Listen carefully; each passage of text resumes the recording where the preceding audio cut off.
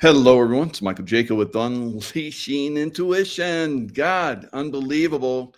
All of the stuff that's still going on with Charlie Kirk, right? Have all these experts that are coming in and giving us, new ways that bullets could have come in and all kind of stuff. So if you start to look at this as a movie, right, that was designed to help awaken people, and there's basically actors that are involved here.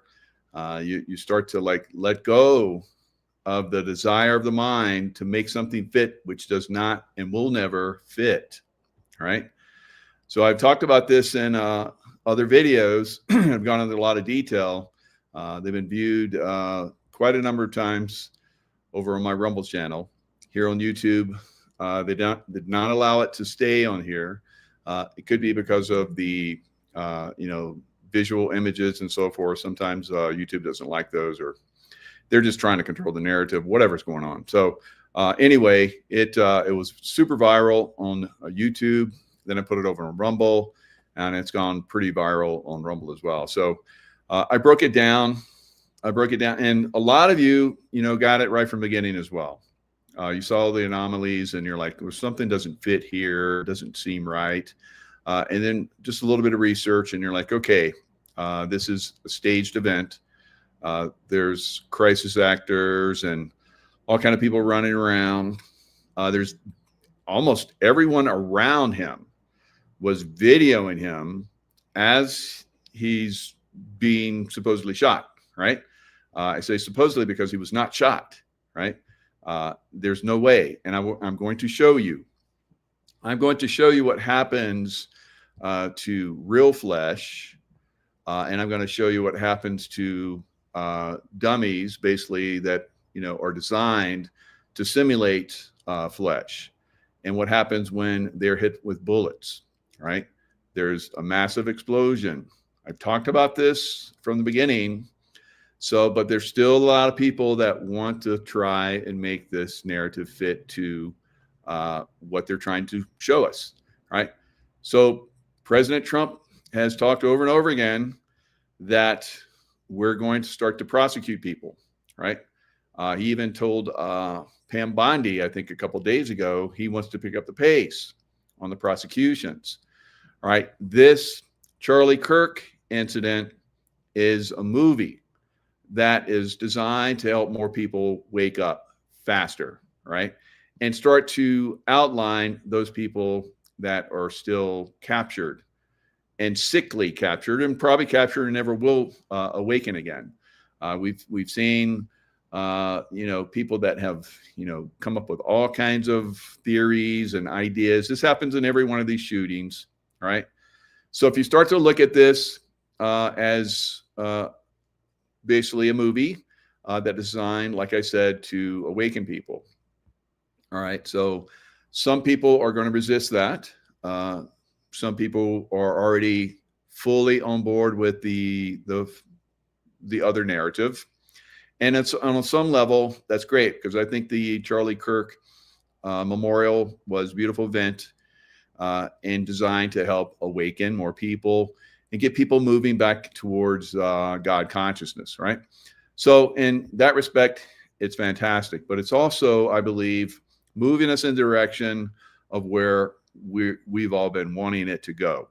And that is to really start the prosecutions. So like I said, President Trump informed Pam Bondi that he wanted the pace to pick up just a couple of days ago. So we're looking at many days after the Charlie Kirk incident, right? So it's all part of a larger movie. And when you look at it like that, you don't get tricked into other narratives, right? You see a bigger picture that's going on. It makes more sense. It's easier to digest everything. You become the observer. You don't let your emotions and feelings, run you rampant all over the place, right? Which a lot of people, unfortunately, have done. And that clouds your thinking. So you've seen I've been very measured every time that I've come in and talked about this. And I know that helps a lot of you to look at it from that perspective as well. So it's a teaching opportunity for people to awaken to critical thinking, right? Instead of having a narrative direct them. So this narrative, like I said, this movie that we saw with Charlie Kirk and the movie that we saw with the memorial, it's all staged. It's staged to basically awaken consciousness, right? Just like when you go into a church and the pastor, reads from the Bible or from the Quran or whatever, it's designed. And some pastors put on a really good stage performance, don't they? And you're like, you feel better after being in, that and so forth. So we basically just saw that yesterday. We saw a very large scale stage performance, actors that have come in and performed their roles, right? We saw actors that performed their roles during the Charlie Kirk shooting. All right. So let's look at this. No one talks about Charlie's parents. So that's a good point. Why do you think that is? All right. And I've heard a lot of people actually talk about Charlie's parents and how they've been involved with President Trump. So there is a little bit of that going on, but maybe not in the realm that you're thinking of, right? Where they're out, speaking as well, just like his that person that was playing his wife, right? So and Derek Johnson, I'm going to do a show with Derek, I believe, and Brad Wozny on Wednesday on Brad Wozny's channel. So we'll see how that works out. But Derek mentioned me in one of his videos, so I want to bring that up because I talked about how you don't lean into a shot, and especially from a 30-06, which would blow the side of your head off or your neck off or whatever. It really, if you got shot right in the center of the head, it would blow his head apart, right? So now these are some of the anomalies that I'm going to show you guys. So there's still a little bit of sleeping, little night still going on out there. So we need to help a few more of you guys reach that critical thinking level. All right. So I'm going to share the screen. Derek did a great job. Derek is, he's an expert, I believe, in what he shares. I'm an expert in what I share. There's a lot of experts out there giving you their insights, helping more of you to awaken. So let's listen to Derek Johnson for a few minutes. This mark goes from here to here to here. Now he's talking about AI, right? Artificial intelligence. I think a lot of the videos that we've seen were fed to us. All of those people that were there, we should have like 100 different videos of Charlie Kirk, yet we only have a few that have been fed to us, right? Now on 9/11, I'll give you another example. This was a deep state operation. Now I believe Charlie Kirk is a white hat operation.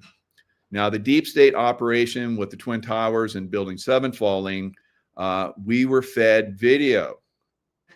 We were fed video that was doctored, right? News, I saw this one news helicopter that was way off in the distance, and it was videoing the first tower that was hit, smoke coming up. And then all of a sudden, out of the blue, there was an explosion in the second building. The helicopter was sitting there the whole time. You never saw the other aircraft coming in. Now, you saw the other aircraft coming in and where we were fed that information, all right? That artificial intelligence information all the way back then, 25 years ago, doctored information. We can even go back to the JFK assassination. Now, a lot of people have said, we didn't see the Zapruder films right after the assassination. We didn't get to see those for many years after the assassination. And a lot of people that have looked at those have said they're doctored, right? Same thing. So let's look at this. Derek is talking about the artificial intelligence, basically, that moved that dot to his throat where the squib was. To here. All AI. All right. The shirt starts moving before the bullet hits. If the bullet hits you in the neck, your shirt wouldn't be moving like that. Ladies and gentlemen, that is the number one thing to show you that was a squib. That was all a fake movie scene. All right. He leans into the bullet. All right. I'm not the only one out there. Michael Jaco, former Navy SEAL, SEAL Team 6. All right. I've been on shows with him. He's not the only one, but you don't lean into a bullet, ladies and gentlemen. If it was unexpected, which shots are unexpected, obviously, all right, when they're saying you were assassinated, it would be an unexpected thing. All right. So if a bullet hits you like this, it will definitely be unexpected. When I shoot a deer with these, I don't see deer leaning into the bullet because it's traveling at 2,800 to 3,200 feet a second. Do your math. Again, that's a half a mile in a second. There's 5,280 feet in a mile. So do your freaking math. When you squeeze that trigger, that bullet is already through that target before that target even knows what hit it. You wouldn't be leaning into a bullet. You wouldn't do like that. This bullet would have done this right here, especially in a chair that didn't have any arms on it. See, that's another thing. No arms. It's basically a stool with a back to it. He would have looked just like this. It would have. And then he would have probably fallen to the right because it was on the left side of the neck and his head did like this, right? But no, what did he do? What did they show you did? He still held the microphone up in his hand. He leaned into it and then,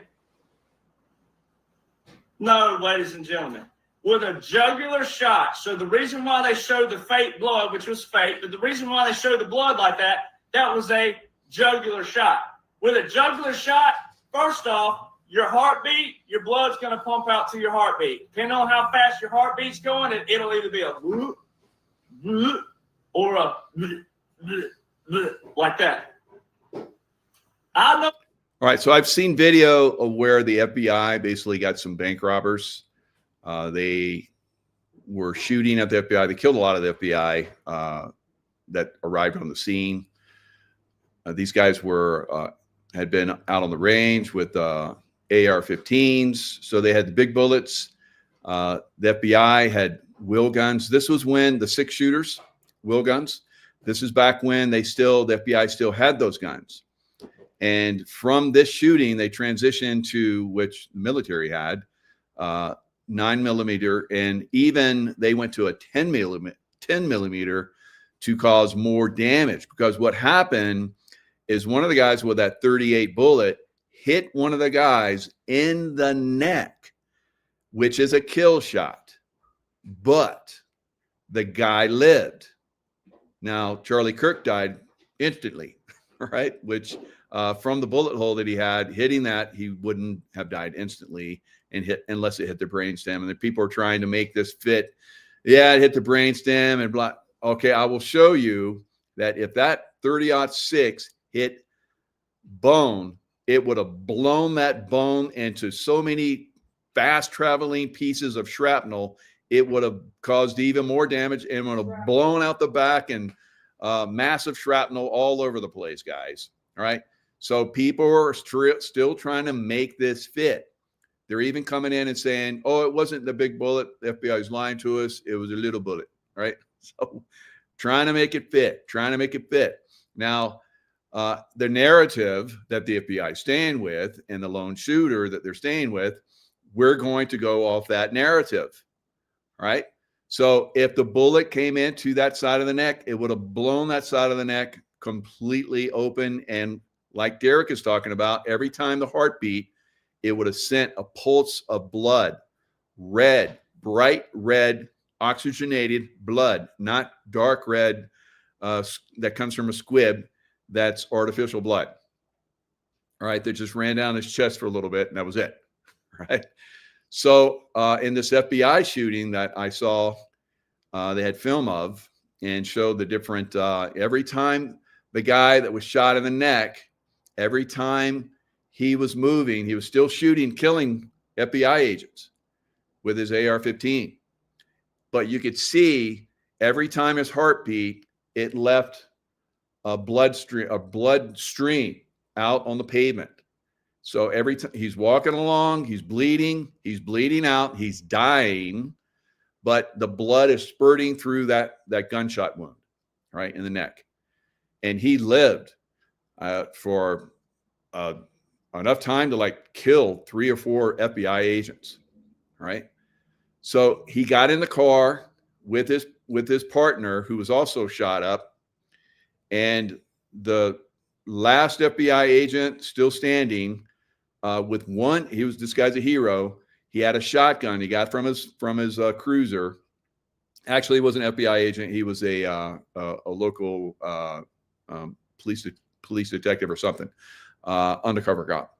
So he had a shotgun. He's jacking the shotgun with one hand because his other hand had been hit and he didn't have function in that other hand. So he came up to just before these guys left, he shot them through the windshield, and that's what shot them right in the head and blew their heads up, right?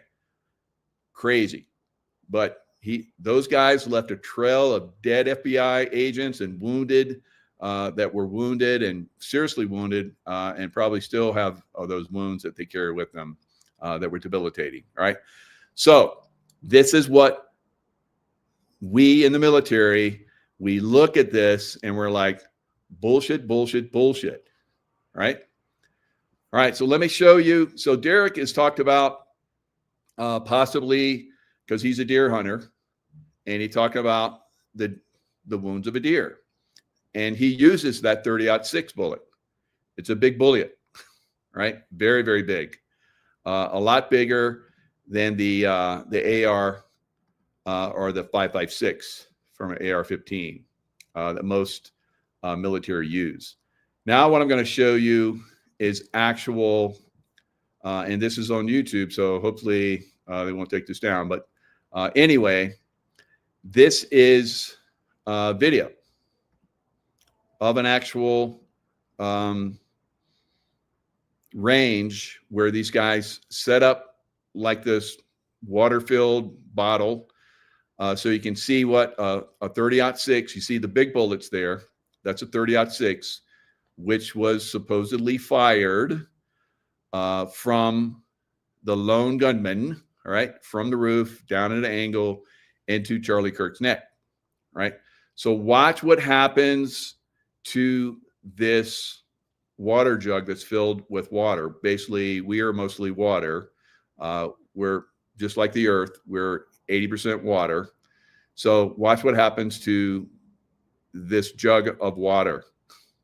5.6 is a intermediate cartridge. So an .06, this is going to show you just how much power an .06 round packs versus an intermediate like a 5.56 round. This is an .06 here. The guy's actually shooting an M1 air, and just look at that.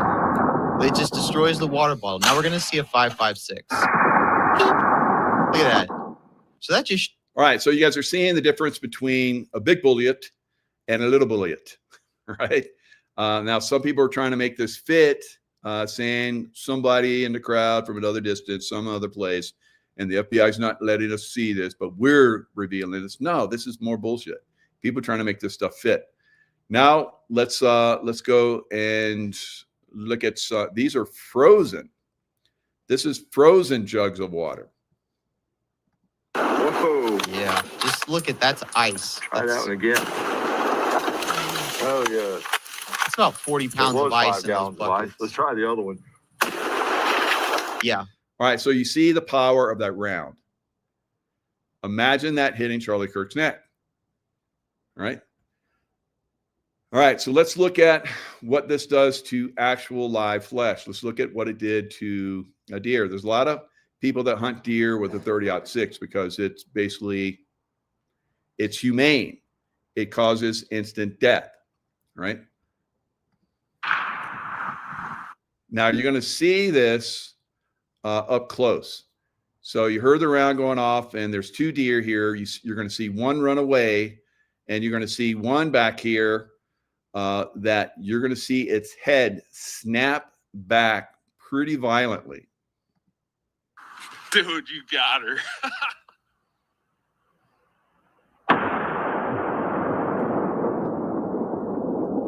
Just look at how it snaps back like that. An .6 has a crazy amount of energy that gets transferred almost immediately to the target. An .6 travels at about 2,800 feet per second, so it has a lot of stopping power. Now, this is going to be graphic here, the difference between the entrance and the exit wound. So if you don't want to see, has a crazy amount of energy that gets transferred almost immediately to the target. An .6 travels at about 28. Dude, you got her.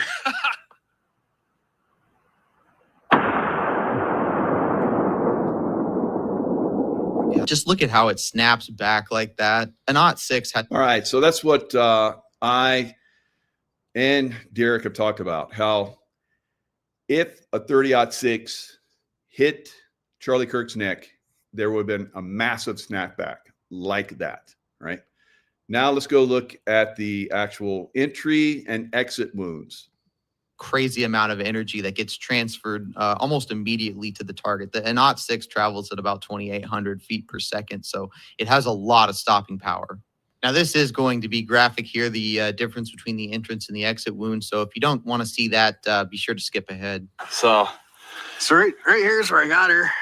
So that's the entrance wound right there. There's a there in lot the of face. blood, but All right, so you can see how the blood splattered.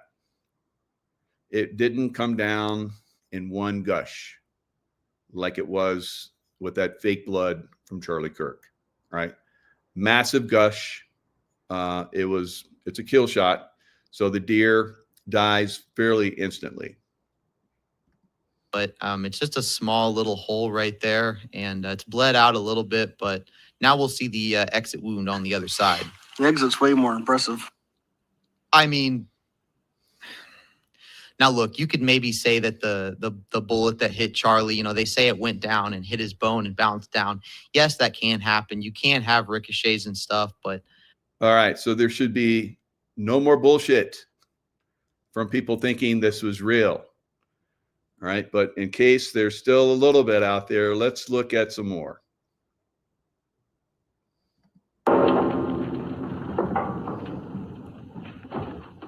So again, not a perfect test, but that ricocheted down when the bullet. So this is an alligator. I don't know if it's a clavicle or leg bone or whatever it is. It's an alligator bone. So they're going to shoot the bone and show you what happens when a 30-06 hits bone. So those people that are trying to make this fit, saying that it hit bone, look at this. Charlie, this isn't a clavicle bone. I believe this is actually an alligator bone. He talks about it earlier in the video. And this isn't a perfect test here. He's got a little plastic dummy, but we'll just see what a 30-06 does to a clavicle bone here.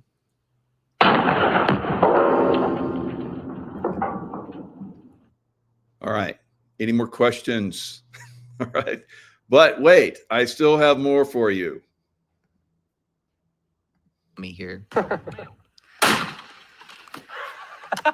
Dude, that blew the 2x4 in half. That was the coolest part. All right. So what's happening here is the 30-06 is traveling through the body and it's hitting a 2x4 that's propping up this.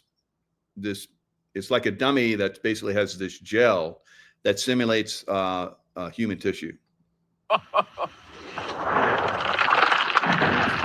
That 2x4 is cool. Crazy. That's almost the entire bullet there. Oh, wait. Is that? I mean, so imagine, you know, it went through the center of his chest and hit his spine.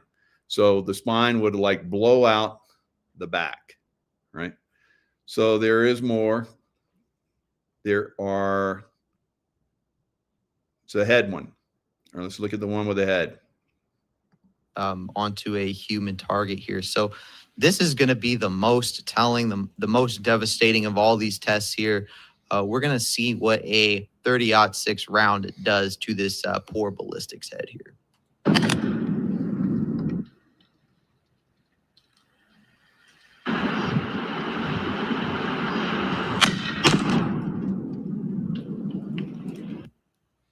Just look at the, I mean, it basically exploded the head.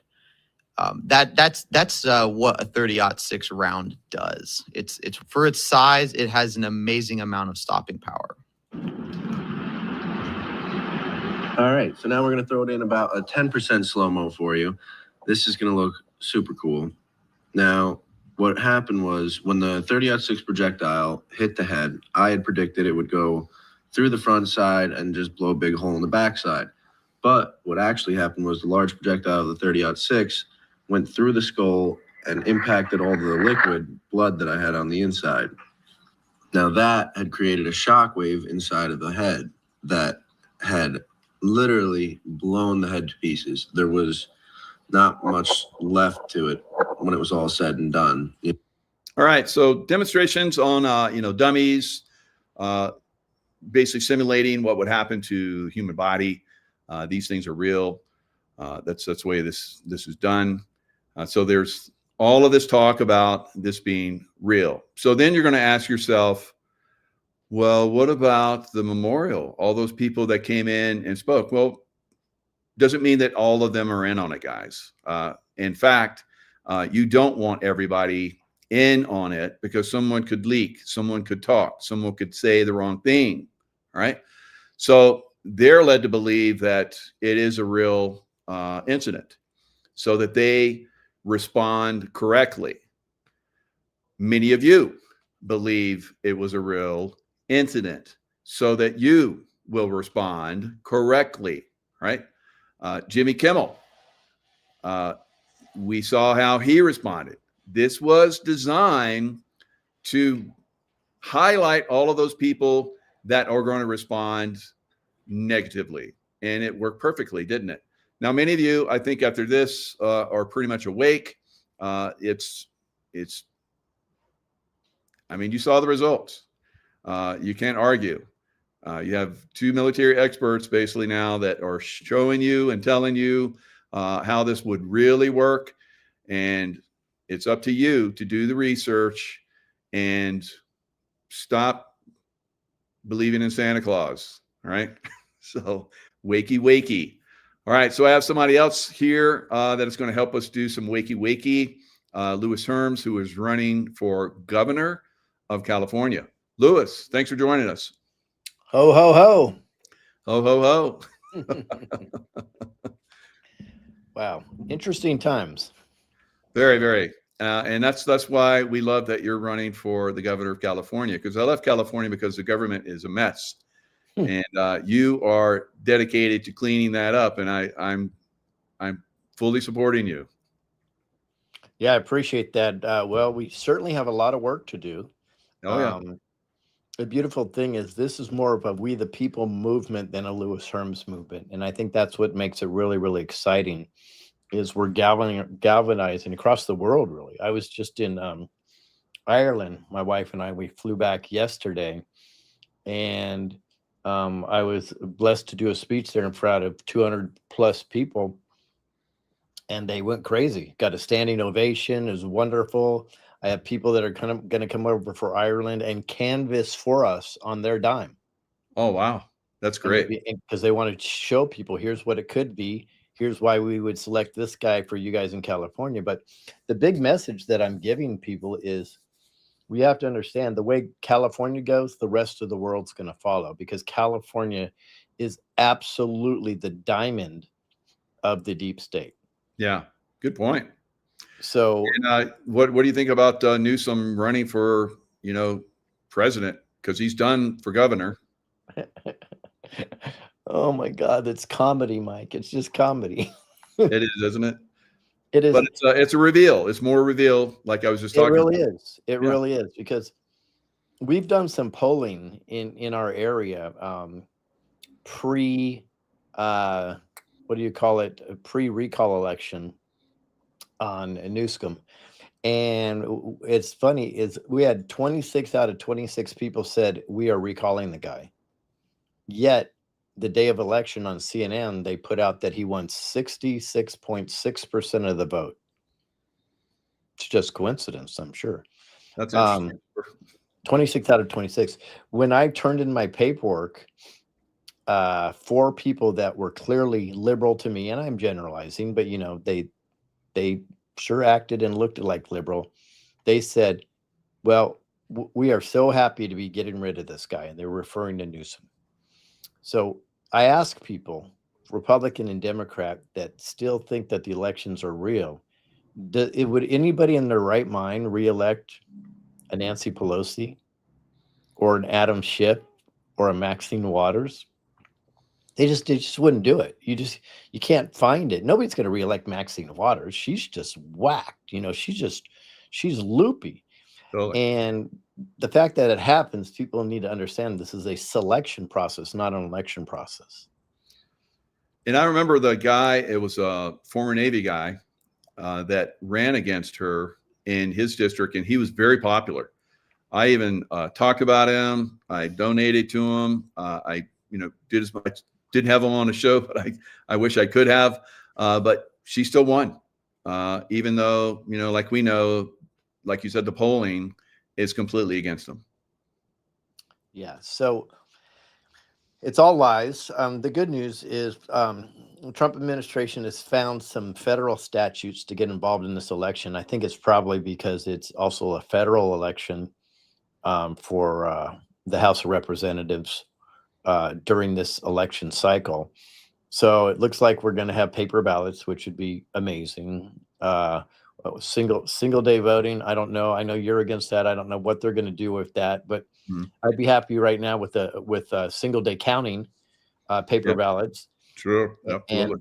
And I'm finally getting some traction on the ideas. I believe every ballot should have a serial number on it. Why do we want a serial number?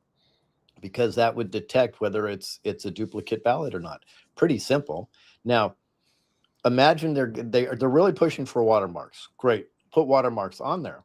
But if the bad guys figure out how to do a watermark, how's that going to help them? They're just going to put watermarks on the fake ballots too. Yeah. But if you put a serial number on there, that is foolproof. You have a section of serial numbers. That's it. So if there's a duplicate serial number or one out of sequence, you're done. It's a fake ballot. You pull it out. It's a very simple process. Starting to get some traction. I got a lot of pushback on this at first, and I keep pushing it now. A lot of the gurus in the election integrity realm are starting to say, yeah, you know what? Maybe we should consider that, because the only machine you would need is something just to read the serial number and see if it was duplicated. It's not going to put the election in. It's not going to put the vote in. It's not going to do anything like that. It's just like reading a dollar bill to see if the dollar bill is counterfeit. That's it. Yeah. Simple, very, very simple things. And, I've said forever, if it's simple, it's God's work. If it's messy, it's probably something else. Yeah. So the lead up to the election, I'm not sure if I know California completely. I voted there before in the past, but the lead up to the election, don't they have like all the different, people that are running for office? They have a runoff, and then the top people basically go forward. Exactly. So what the deep state created is they created a jungle primary. They created two things: a jungle primary and an opportunity for anybody in the world to donate to a California campaign. Normally, that would help the deep state. But like the Trump administration, I seem to find a way to use their processes against them. So let me explain what that is. A jungle primary means everybody can run from any party. The top 2 vote getters in the jungle primary will move to the general election. Right. Those could be 2 Democrats, 2 Republicans, 2 independents, or a mixture of both. It doesn't matter. Now, that benefited the deep state before because they can control it, right? So they would just focus on the top 2. In my opinion, there's no appetite for Democrats whatsoever. I don't even think a Democrat's going to get through to the general. I know that sounds shocking, but I really don't think so. I think you're going to have 2 conservatives get through to the general. Now, I've done the calculations and I'm going to give some inside information. Now the deep state will have it. So that's fine. They can take it, kiss my ass. I don't care. Oh, I'm sorry. Am I not supposed to talk like that as a politician? It's because I'm the anti-politician. So I don't give a damn. So That's going to work in your favor. Absolutely. yeah, we're not going to play the game. So if we just get 30% of the vote, that's it. 30% of the vote, we move on to the general, and we're going to crush the general. I think because we're the only candidate that's truly authentic. There is some good Republicans in there right now. I don't think they have the policies that our campaign has, though. They seem to be decent guys, but the reality is I'm running as independent, and people say, oh my God, independent, it's the worst thing because you're going to split the vote. Okay, I'm sorry. There's 10 Republicans winning. They're going to split the vote, and they're also going to try to split my vote. That's my vote. That's not theirs. They don't own it. It's an independent. I own it. Therefore, they're going to try to split my vote. So that's a no-go. What happens, Mike, and you know this, we've been brainwashed so much to think a couple things. Number one, an independent can never win. Well, you know what? There's a guy named Roger Bannister that ran a 4-minute mile. He was told that it was physically impossible to run a 4-minute mile. He has a higher mountain to climb than I had. He ran the 4-minute mile. Within months, a dozen more people ran the 4-minute mile. Why? Because they figured out that it could be done. They just changed their mental focus. So I don't buy into this independent can't win. In fact, I can prove it. The independent vote is almost the same as a Republican vote in the numbers. And I have the numbers, right? I'm definitely going to capture the independent vote. I'm going to capture a very large percent of the conservative vote. And shockingly, we the people are going to capture a big part of the Democrat vote. And here's why. The Democrats have no appetite for Democrats right now whatsoever. What they do have an appetite is somebody that's finally going to speak common sense. So here's what we're going to do. I'm going to say, Democrats, do you like children being raped? No. Would you like lower gas? Yes. Would you like virtually no expenses on electricity? I sure would. Would you like corruption done in politics? Yes. Would you like all budgets from California to be online so you can audit them themselves regardless of party? Yes. Yes. Yes. Yes. Yes. Yes. Well, all the Democrats would agree with that. The problem is we're so built into the psyop of division, Republicans versus Democrats, that the Democrats just talk shit about the Republicans, or Republicans talk shit about the Democrats, and nothing gets done. Well, that's a psyop that is built in intentionally to keep us divided, because when we are divided, they do what? They conquer. It's very, very simple. So we have an amazing path to victory. It's going to be an education process, but I really feel, Mike, that there's never been an appetite for this as there is today. It's going to be wonderful. Yeah, and Rochelle Larito, Trump was an outsider too. I believe you're right, Lewis. So yes, you're an outsider. I think that gives you a very good chance because people are tired of the government system and those that are in it. So Trump was an outsider. You're an outsider. I think that moves in your favor. So what other people out there do you see could be, your competition? I don't. I think Steve Hilton has all the money. And I think I shouldn't even say I think we the people, because our coalition of volunteers now will blow you away. Steve Hilton is running on the money. And, I don't appreciate his campaign, but that's me. I'm not going to talk crap about the guy currently, unless he says something stupid about me, then I'll light him up. But as of right now, I'm going to be very diplomatic on that, but I will say I don't think he has a chance if we're in a one-on-one debate, because he and many other guys, they speak in platitudes. They have no solutions. People go to our website, hermsforcali.com. We put up 17 issues and have 17 solutions. I literally was just in Ireland looking at new health modalities. I was in Phoenix looking at new health modalities. I have a meeting with some energy guys changing the whole energy system in California. We're working directly with a team that's going to help us with pedophilia and child trafficking. I have another energy guru that I can consult with. It's just constant. We're coming up with solutions. We're taking this to heart, that we the people need a place to really put their heart into, and know that we're going to work our butts off for them. And we're very, very excited about it too. Yeah, very good. So why I'm running, the system is broken. Yeah, so now you have like you talk about, you have the answers to this. So people need to get on and look at that. Now your competition is going to look at that. Maybe they'll get some ideas too. How's that going to work? I was told, it's so funny. So I decided not to have a campaign manager because I don't really need somebody to tell me how to lie to people. Right. I'm not interested in that. I would rather just be authentic. Right. I don't need somebody to say, well, manipulate your words so you can manipulate the public. Because really, that's what a campaign manager does, guys. It's just what it does.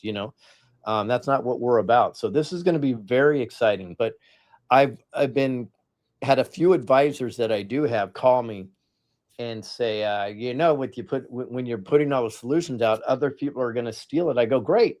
They're time stamped on my site. So as soon as they put out something similar, we're going to go, sure, glad you caught up to us and are going to duplicate what we're doing. We appreciate the attention to that.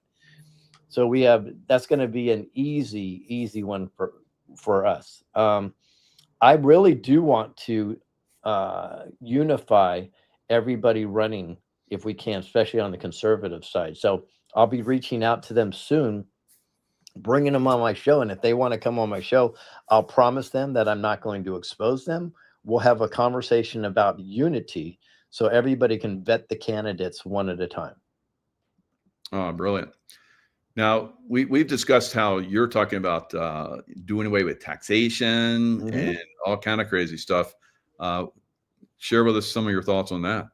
Yeah, it's actually pretty simple, because if we understand that the budget in California is bloated probably by 80%, when you bring back the spending to about 20% of what it could, the federal money coming in is a completely different deal. But I'm talking about state-run tax money. If you take that budget and you put it online for all the people to see, and then you go after it, and everything that's overspent you get rid of, and anything that's a kickback you get rid of, virtually anything that would be a policymaker that is tied to a lobbyist, you get rid of all of that stuff. Guess what? Suddenly you can get rid of what I think is an illegal tax, property tax, and you can get rid of another illegal tax is income tax. You may have a small sales tax, worst case scenario, or you can actually do, I know this is weird, but because California is such a big state of products going out, you can have tariffs out on things coming in. It's so simple. Why don't people talk about getting rid of taxes? Why don't they talk about child trafficking? Why don't they talk about the parasites in government? And why don't they talk about election fraud? Because they have no courage, in my opinion, because they're afraid of the repercussions of that. Well, Michael, you and I have been doing this for a long time now. Yep. If we can't work for we the people, why would we even do a show? Right? Why would I even run for a position I don't even want? Do you really think I want to be spent? I do not. I don't want to be governor. I think I need to be, just because nobody else seems to be fighting for the values of we the people. Yeah, definitely. And I remember Jesse Ventura when he ran for governor, I think Minnesota. Yep. He was an outsider, first time ever, and won. It can be done. Now, he talks about how he had a meeting with the CIA and his state house after he won. They were asking him, "How did you win?" It's kind of like it was rigged against him. Now, how are you going to overcome the rigging? And I think you kind of alluded to that a little bit, but it's an uphill battle. It is an uphill battle. Yeah, the I'm tool, also, like you said, of the deep state, and that's very good. I like that. It is apropos. We are working with a company, which is exciting, which has pre and post election proof. I can't get into the details of it. I can say that we're going to be able to track votes like nobody has ever tracked before. and we've already checked with attorneys and a judge so far, and it does give us the evidence that we need if there is a case that goes to court. Because as we know, there was over 100 cases that went to court, and they're all thrown out because of standing. So we specifically said, if we do A, B, and C, would this give us standing? And they said, absolutely yes. So that's kind of a backup plan. We are hoping we don't have to go to that, but we have that trump card with us. Yeah, fantastic. Now you have, like you said, you got some really good people that are behind you. And at what point will some of those people be revealed? Well, I think I'm going to reveal Michael Jaco is behind us. I think that's a pretty damn good reveal right there. We're going to do that soon enough. What we're going to focus on for the next few weeks is we have a rally coming up on the 27th, and then we have a We the People tour where it's more like a town hall, and we're walking into 17 cities, and we're literally just saying, how can we help? How can we make your lives better? And we want to know. So this is kind of the pre-tour. So we're going to do 17 cities in 12 days. And with that information, then we're even going to get to work even more and create more solutions. And then we're going to go on a full-on tour in January. I hope we'll have thousands of people at every event. And then we're going to have a lot of the answers. It's going to be very, very exciting. I would say possibly right before November 8th, the debate, or a little after that, you're going to see a whole bunch of endorsements coming out that we're very, very excited about. That's very good, because I have helped support some people that were in California and in Utah, where I'm at right now. And both of them were like shoo-ins, but the funding was pulled from them and given to somebody else. So I like what you're doing. You're not going to depend on the Republican or Democrat Party to fund you. And I think that may be a very key thing for you. That's very interesting. I like that very much. Yeah, I can go into detail on that. So what happens is we made the decision right at the beginning that in my opinion, the GOP is pretty corrupt in California, many places actually. And the game that's played is like this. You have a quid pro quo, which means if you can get money if you do what they want and if you say what they want, right? Another game they play is they do exactly what you said. They set a candidate up where they promise him he's going to be their guy, so they get lackadaisical on their campaign funding. And what happens? Then they yank it and they put it behind their rhino.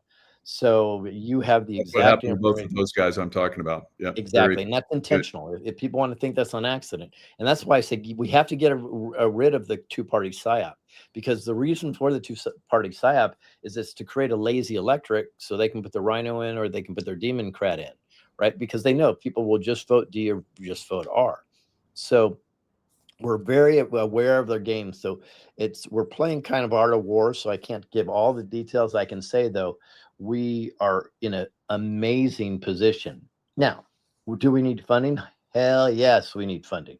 We have to have funding. I do believe that we can do it on 10% of what the top fundraiser has, just based on our systems and the massive volunteers that we're getting. To give you an idea, I've just talked to people in Ireland. They're going to be sending out possibly a dozen people just to canvas for us here to say, hey, this is why an Irish person would vote for this guy. You should really think about this, and maybe not think about voting from that guy from the UK, right? And that's going to be very powerful for people to hear a country that's really being blasted when it comes to First Amendment speech over there, so they can tell you how it will be if you don't vote for We the People guys. So that's just one set. Now the fundraising is very, very, very important. And I hate to say that. In fact, if I can create it, I'm going to find a way to politically create a landscape where a plumber from your hometown can run without putting a bunch of money together. So I have to, like Trump, I have to use their tools against them and then pull back and remove their tools from them. So the idea is go to hermscali.com, and guys, anybody in the world can donate to us. And we would absolutely not only appreciate it, but it's going to be necessary to beat them. Now, here's the good news. In the first 2 months, we had more physical donors than the top 2 with the most money. More physical donors than they had in 7 months. Wow. That's good news and bad news. The bad news is they were doing like $25 at a time, right? So it only added up to, I don't know, $13,000-$15,000, and they had, they have over $2 million, the other 2 candidates, because they were getting the 32,000 at a time and the 10,000 and 25,000. Now the good news is that means those people are going to go to work. So now what we need to do is we need to find the mega donors, which we're going to be doing some fundraising. And anybody here, if you believe in what we're saying, this is history making. So I would love people to go to hermscali.com and click on donation and donate what you can. This is going to be a difference, a huge difference. Ooh, look at that. Who's that? Who's that sexy guy right there? Louis Herms. Yeah, I thought it was Michael Jaco. You got the look, man. You got the governor look. I'm very proud of you. Very good. It's all my wife. My wife's my stylist. Yeah, she's definitely an expert. So you're lucky. So But yeah, that's cool. Yuba City, California. It says registration required. So go to hermsforcali.com and register. I'm looking forward to speaking there. I've heard you guys put this together just because it's my birthday. Yes, that's why we did it. We said, when's Mike's birthday? We found out September 27. We go, you know what? We need to do a rally. So that's Right. what we're doing. That'll get them to come. Yeah. Exactly. And No, you did it before, and I was like, hey, that's my birthday. I'm going to come now. I love that you're doing it on your birthday, and I really appreciate that. It's going to be great, Mike, though, because it's free. It's a kickoff rally. It's a kickoff a 17 city tour that we're going to be doing. Nice. It looks like we're going to have a massive reveal there. Massive. Oh, good. That we may turn into a press conference having to do with money stolen in California. I have a top attorney that's been working on it for years. He's agreed to fly out and do this. I'll be talking to him tomorrow. But if we can pull this off, you guys should be there, because you're going to see a massive reveal on billions of dollars that's being stolen within California, and we will be naming some names. Wow. If I were to guess, and I am guessing, I have no idea, and you don't have to confirm or not, I would say it would have to do with homeless and the way the money is being, and that could be something else that could be revealed at some point. But that money, 25 billion, something crazy. I forget what the number is. It's up there. But it would cost a fraction of that if they used it correctly. It's a it's a mental issue with the people that are on the street. So you treat them for those mental issues. You get them, working again, part of society again, and you eliminate that problem. But there's a massive money laundering scheme going on with the homeless and so many other things. So. Yep. Well, actually, that's not it. But I did put that solution that you're talking about is actually on my website already under homelessness. So that's awesome. And they're not unhoused. They're homeless. And it's amazing the way we change the language, right? Which just softens everything. I will tell you what I'm talking about is directly affects the children. They're stealing money from our children. Wow. Well, that'll get people very interested, because that's something that seems like no one can really, handle that problem, because it is such a massive problem here in the United States. Unfortunately, #1 child trafficking country in the world. So and like you said, California, if you fix it in California, it'll resonate not only to the United States, but also the world. Yeah. Yeah. This is going to be interesting. We're getting pretty excited. The more meetings I have, the more things we put together. I can tell you, we have a lot of support from some very powerful people right now. Good. Which, if I'm going to be honest, I did not expect it, not this soon. So we're actually raising some eyebrows. So that's good. It's very interesting how you came to this idea of running for governor.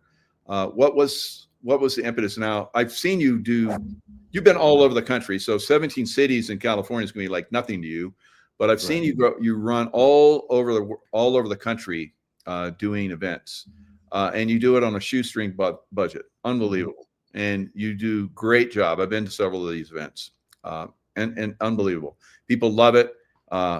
It's going to probably do really well, if not unbelievably well in California.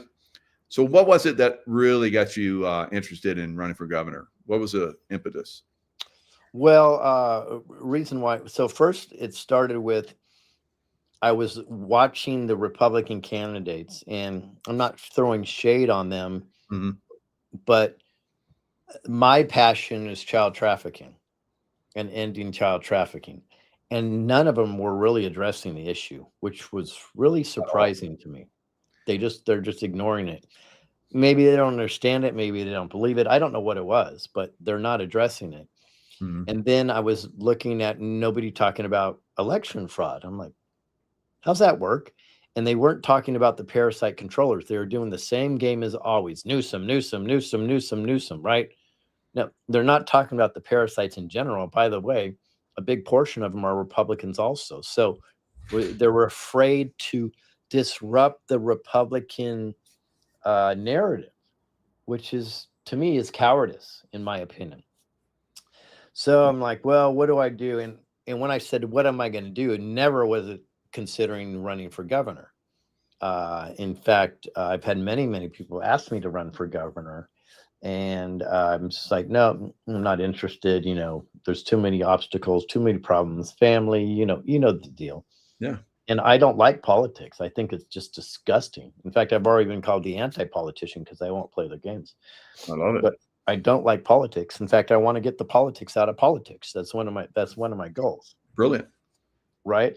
So I said, what do I do? Couldn't figure it out. I'm like, okay, maybe there's some videos I have to do, documentaries, travel around the state. And then I went to sleep, and then came to me in the middle of the night. I guess it was a dream. It was that voice, and we know that voice, right? Came to me and said, well, you're running for governor.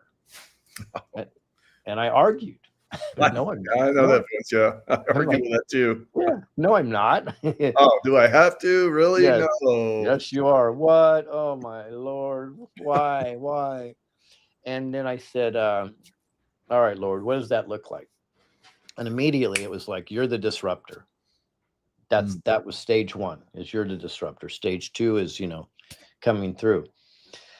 I said, okay.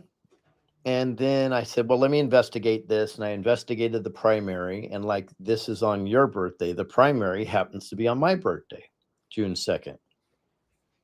So that was a sign. My wife wasn't interested in this at all. She was very, very concerned about me. In fact, she said, I'm a hard no. That was her word. I'm a hard no. And then I told her about the primary, and she's like, oh no, there's a sign. And she says, well, talk to the 4 kids that talked to us and see what they say, because she knew they were going to be hard no. All 4 of them supported us. Wow. And she's like, what is going on? That doesn't even make sense. So she goes, okay. So then we started to work on the campaign, made the announcement on my birthday on June 2nd. And it's going to be an interesting run, to say the least, but I will be talking about all the hard issues that people seem to be avoiding. And we can't play any games anymore. And that's what I really want people to learn all across the world is, please don't support a politician that's willing to play the political game, because they're not for you. They just aren't. So, and somebody on my campaign that I really respect, she says, how about you start saying you're going to be guardian of California instead of governor? She goes, because you don't like governing. I said, that's great. So we're running for guardian of California. Ah, I love it. Your wife's a smart woman. I love it. Yeah, she's a hell of a lot smarter than me. She does. I probably do better on this interview, but she doesn't have her hand in my back right now. All right. So yeah, we're doing this event. It's coming up. It's only 5 days away now. That's right. How's it looking right now? Yeah, it's gonna be a lot of fun. We don't even know the numbers now because our website was screwing up. So I have no idea what the exact numbers are going to be. I'll be honestly, Mike, if 50 people show up, I'm happy. 500 people show up, I'm happy. We don't expect a huge showing on this because it's kind of out in the boondocks. But it doesn't matter. I'm doing it here in honor of my friend Pastor Dave, who will be speaking there at Glad Tidings Church. He has been fighting human trafficking, child trafficking at a level that I've never seen a pastor do before. He takes no crap from the deep state whatsoever. He's fought Newsom face to face, and he refused to shut down. He was, during COVID, he was one of the only churches that wouldn't listen. So in honor of him and his commitment to doing things right and godly, in my opinion, we're gonna start the rally off of there, and then we're gonna end up going up to Paradise after there. And you know why we're going to Paradise, and Redding and Fort Bragg in California, and we're actually going to go to Berkeley, trying to get on the campus of Berkeley if we can. You know, we're taking this to a whole nother level, but this is going to be a fascinating run. And I'm really proud of my team and everybody getting behind this, but it'll be fun. Saturday, everybody should go, guys. It's free. It's free. And I'm telling people, this is going to be a historical event. When you say I was at the first rally ever of the We the People candidate, I think it's going to be something to remember. Absolutely. Looking forward to it. Hopefully I get involved some other ways, and I'm sure I will. So we'll see. More shows, more. I have given so much money to candidates that I knew they were going to win, and then they didn't. But I think this has a better shot than all of them, to tell you the truth. Well, I can promise two things. I will give it my maximum effort, like, as you know, I always do. Yeah. And number two, I will promise you, I would spend the money as if I was governor, where I would be scrutinizing every penny, because I think I have to honor the people that are donating to the campaign. Yes. Nice. And Julie Gould says, you are the turning point in California. So very nice. Very nice. I'm honored, Julie. Thank you. All right, Lewis, looking forward to it. We'll be seeing you in 5 days. I'm just so excited about this. I'm looking forward to talking. I think it's a great spot where you're gonna, Pastor Dave, that sounds fantastic what he's doing. You're doing all the right things. So we'll see how this works out. You get big backers, you're probably going to get it. So that's the thing. I think people are going to be shocked. What's God that? called you. Yeah. So that's enough. And you're starting off with a pastor. Wow. That's fantastic. Good job. It's going to be exciting. Appreciate Mike. Love to Tracy Joe also. Absolutely. Lots of love to you, and look forward to seeing you guys soon. Looking forward to it, buddy. Thank you. All right.